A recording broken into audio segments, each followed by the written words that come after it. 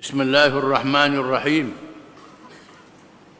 Pengajaran dari peperangan Badar.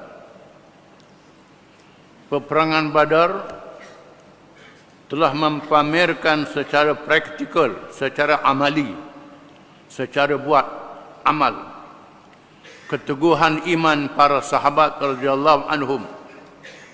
Satu tanzim, yakni penyusunan yang sangat baik dan jihad yang penuh pengorbanan. Ianya juga memperlihatkan bagaimana Allah Subhanahu wa taala menurunkan pertolongan kepada hamba-Nya.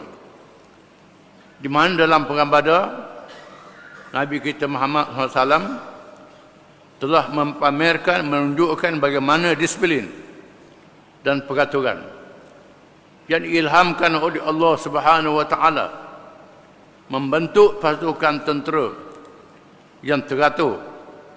Macam firman Allah Ta'ala, Inna Allah yuhibbul ladhina yuqatiluna fi sabilihi saffan ka'annahum bunyanun marsus.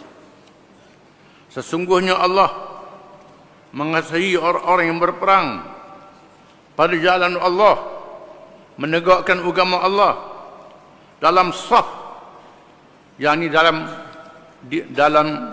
susunan baris yang disusun rapat di antara satu sama lain, laksana batu-batu bangunan yang disusun dan diikat dengan sekuat-kuatnya. Nabi membariskan bala tentera Islam, belaga bahu dengan bahu dan meneguhkan hubungan antara satu sama lain, di mana mereka mengikut arahan, tidak menyerang dengan mengangkat perisai masing-masing lebih dahulu, membiarkan tentera musyrikin menyerang dengan panah dan lembing. Mereka menahan dengan perisai dan penyaga-penyaga.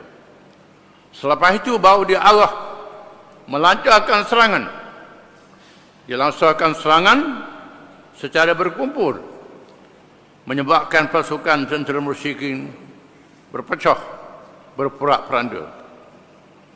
Di antara pengajaran yang boleh dipetik dari peristiwa Badar ini ialah satu kepimpinan yang bijaksana. Rasulullah sallallahu alaihi wasallam telah disediakan tempat perlindungan yang selamat dan dikawal ketat oleh para sahabat. Baginda tetap berada di tengah-tengah medan pertempuran bagi memberi arahan, semangat dan perangsang kepada tentera Islam. Berbeza dengan mereka yang bergelar penglima angkatan tentera di zaman kini, di mana kebanyakannya berada di istana, bergelomang dengan kemewahan dan keseronokan, dan melarikan diri ke negara asing bila terjadi sesuatu Bani Nabi sebagai pemimpin negara ikut sama berperang. Di tengah-tengah para sahabat radhiyallahu anhum yang mengawal Nabi, diadakan kawalan yang ketat. Nabi berada di tengah-tengah mereka dan membuat arahan menyerang, berundur, secara berkali-kali. Di mana peperangan bukan berlaku masing-masing. Ada penglima tentera yang mengarahkan tentera. Serang kami. Orang pakai kukuh itu saja. Ada taktik dan strategi. Di mana ada tentera Islam mengikut arahan Nabi SAW. Nabi sendiri duduk di medan perang, bukan duduk di pejabat. Jauh di medan perang.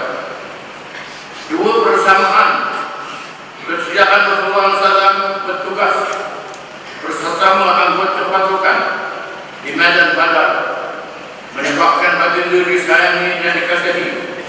Rasulullah SAW berpernah telah bersama-sama dan bersedia untuk bergilir menunggang kenderaan bersama Ali dan Mirsad. Walaupun para sahabat ingin memberikan kesempatan kepada baginda untuk lebih sentiasa di atas kendaraan bagi dia tetap turun berjalan kaki apabila tiba gilirannya berjalan kaki. Nabi menunjukkan persamaan dengan para sahabatnya. Oleh kerana mereka berdua dari Madinah dalam keadaan kenderaan yang tidak cukup, unta dan kuda yang tidak cukup, pasal berjalan kaki dan begini. Nabi membuat giliran kerana sahabat. Ada yang naik, hidup jalan kaki, kemudian turun naik orang saya pulau, begini. Dan Nabi sama-sama mengikut giliran ini. Walaupun para sahabat menyebut Nabi sentiasa berada di atas kenderaan. Jika sifat pengorbanan dan semangat jihad, para mujahid Islam berperang dengan penuh keimanan dan bersedia mengorbankan apa sahaja. Semua tugas dilaksanakan dengan hati yang hebat dan berlomba-lomba mengerjakan amal soleh tanpa terasa dipaksa. Di mana tiap-tiap orang para sahabat radhiyallahu anhum ikhlas kepada Allah Taala, berjuang kerana Allah Taala dan memenangkan agama Allah Taala, bukan kerana lain. Mereka selalu mengorbankan diri mereka, mengorbankan nyawa mereka, bukan saja harga benda mereka untuk memenangkan kita. Yang keempat, sifat lemah lembut walaupun dalam keadaan perang yang penuh kepada ketegasan. Rasulullah SAW tetap berlemah lembut dengan pengikutnya. Keadaan ini menyebabkan wujud rasa sayang yang begitu, sayang yang sepenuh di kalangan sahabat dan tidak melarikan diri bila diperintah. Hampir Nabi sendiri bersifat tidak memaksa para sahabat, mengajar mereka ikhlas kerana Allah Taala, bukan dipaksa, kerana percaya Islam itu benar, percaya ada di syurga, ada mati syahid, masuk syurga. Di sana dalam iman mereka menyebabkan mereka mudah mengikut apa sahaja arahan Nabi sallallahu alaihi wasallam. Mekah menerima berita kekalahan. Pada tentera musyrikin terasa malu untuk pulang ke Mekah dengan membawa berita kekalahan mereka di Badar. Mereka berkeliaran di lembah-lembah yang berhampiran dengan Mekah. Mereka tidak dapat lari ke mana-mana dan akhirnya terpaksa pulang ke Mekah. Apabila berita kekalahan itu diterima, mereka bertangis-tangisan mengenangkan keluarga mereka yang telah meninggal. Rasa dendam yang sudah sedia ada bertambah menyala terhadap Rasulullah SAW dan pengikutnya.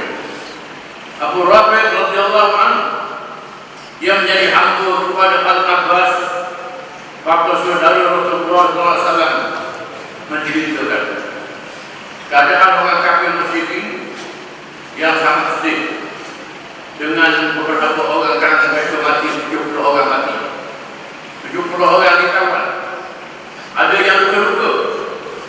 Jumlah mereka yang sangat banyak tidak memiliki apa-apa faedah. Mereka kalah dalam perang Badar. Mereka sangat sedih dan duka cita.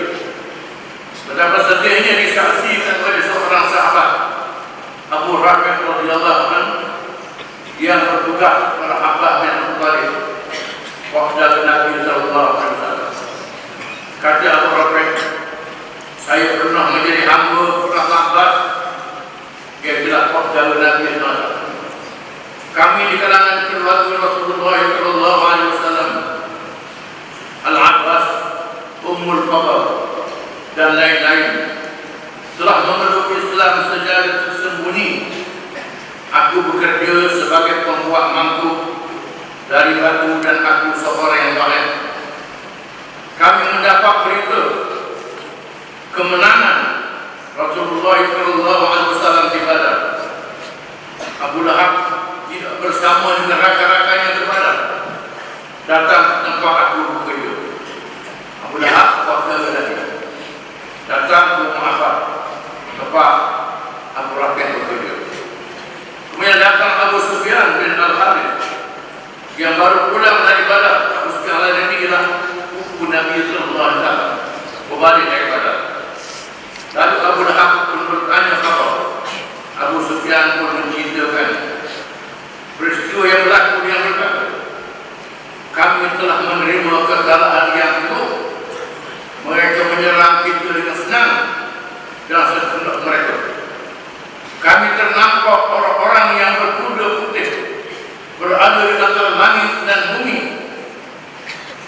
Haji Abu Sufyan.